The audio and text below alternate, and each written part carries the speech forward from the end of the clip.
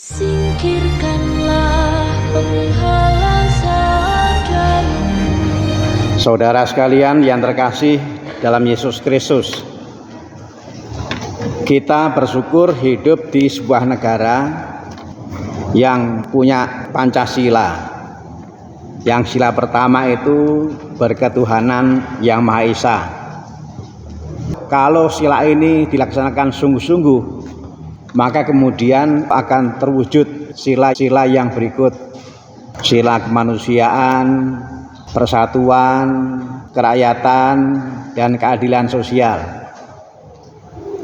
Sila 2 sampai dengan 4 terwujud kalau sila pertama dilaksanakan dengan sungguh-sungguh. Buah dari kesungguhan orang dalam bersikap kepada Tuhan adalah sila yang berikut. Maka kalau kita mencermati sikap kepada Tuhan, ternyata dampaknya besar. Kalau sikap orang terhadap Tuhan, sila pertama nggak dilaksanakan dengan sungguh-sungguh, maka yang berikut nggak akan terjadi, dan yang terjadi adalah sebaliknya. Bacaan pertama tadi ditampilkan bahwa Tuhan itu berkehendak supaya kalau orang itu beriman kepadanya, maka memang harus sungguh-sungguh. Orang yang tidak sungguh-sungguh akan melakukan penyimpangan, akan melakukan penyelewengan. Dan Injil itu menampilkan bahwa ternyata Allah Bapa melalui Yesus nggak berkenan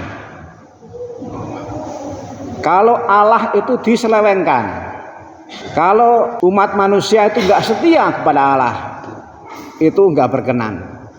Itu sebabnya ketika itu terjadi, Yesus tadi dalam Injil tampilkan memporak-porandakan orang-orang yang menyalahgunakan sebuah tempat yang harusnya sungguh-sungguh dalam bersikap kepada Tuhan. Komplek rumah doa digunakan untuk dagang. Dagang itu baik kalau pada tempatnya, tapi kalau tidak pada tempatnya ya tidak baik. Dagang itu baik, tetapi kalau itu dilakukan tidak pada tempatnya, maka tidak baik. Itu yang menyebabkan mengapa Yesus marah. Yesus memporak-porandakan orang-orang yang menyalahgunakan. Maksudnya baik, tetapi menyalahgunakan, sehingga itu menodai tempat kudus. Yang kudus ketika dinodai, membuat Allah itu bertindak, dan bertindaknya adalah melalui Yesus. Inilah tentang betapa yang namanya kekudusan, kesucian, itu sesuatu yang penting. Hanya itu yang membuat Allah bisa bekerja dengan baik. Maka kalau itu terjadi, kita syukuri. Tetapi kalau itu dinodai, kita harus berusaha untuk merelakan diri dibersihkan. Dan Yesus menggunakan tindakan penyucian bait Allah itu untuk berbicara mengenai penyucian hidup. Yang utama adalah Yesus itu tidak mengajarkan soal bangunan, tapi soal hidup. Bahwa Yesus tampilkan sedang memporak-porandakan, mengusir, menyucikan tempat kudus, itu untuk mengungkapkan bahwa kita jangan main-main dengan hidup. Entah itu hidup pribadi, entah hidup bersama. Berapapun umurnya, siapapun, apapun pekerjaannya, pesannya sederhana: jangan main-main dengan hidup. Hidup itu pada dasarnya kudus. Hidup itu pada dasarnya suci. Dan kita nggak boleh main-main dengan itu. Jangan biarkan pikiran kita itu ternoda.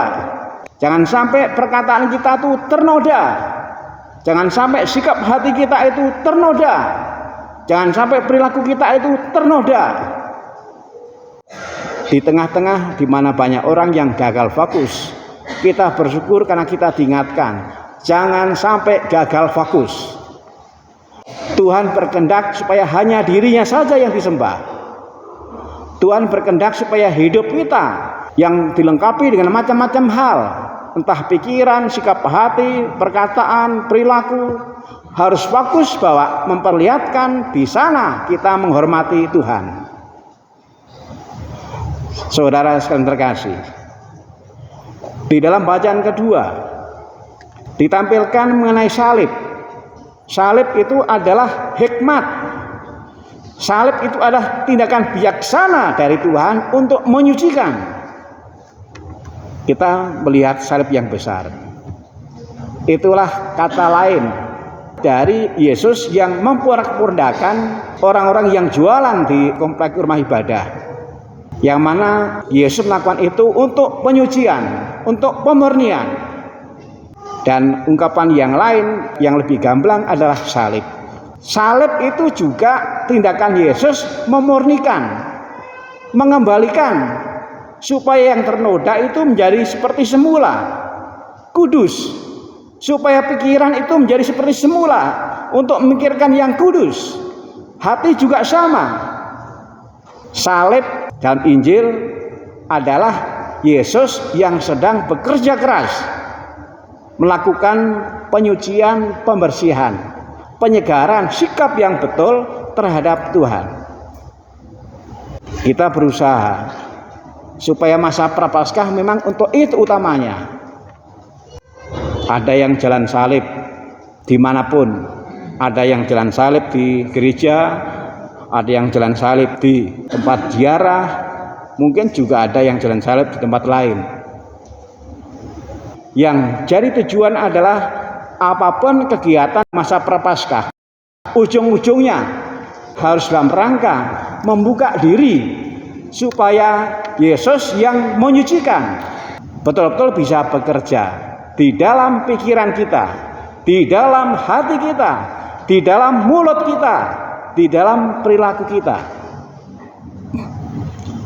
Maka masa Prapaskah ini kesempatan yang baik untuk melihat kembali sehari-hari saya itu ada di mana, dan di tempat-tempat itu saya seperti apa, mana yang perlu disucikan, mana yang perlu dibersihkan, mana yang perlu dibukakan pintu supaya Yesus yang mengobrak-abrik, supaya Yesus yang disalib, yang tujuannya jelas, disuruh oleh Allah Bapa untuk menyucikan kembali, bisa bekerja juga di dalam diri kita. Jadi kalau kita memahami sebenarnya sederhana. Pesan bacaan hari ini sangat sederhana. Yesus yang menyucikan, entah dengan menjungkir balikkan meja-meja dagang, tetapi juga dengan salib. Inilah Yesus yang menawarkan diri. Siapa mau diobrak-abrik? Siapa mau disucikan? Semoga kita semua mau dibuat seperti itu oleh Yesus, disucikan. Tuhan memberkati. Singkirkanlah penghalang saat dalam, cairkanlah hatiku yang beku, dan bimbinglah kami di jalan-Mu. Marilah kita bernyanyi-nyanyi bagi Tuhan, bersorak-sorai bagi gunung batu, keselamatan kita. Biarlah kita memandang wajah-Nya dengan lagu syukur, bersorak-sorai baginya dengan nyanyian mazmur. Singkirkanlah penghalang saat dalam, cairkanlah hatiku yang beku,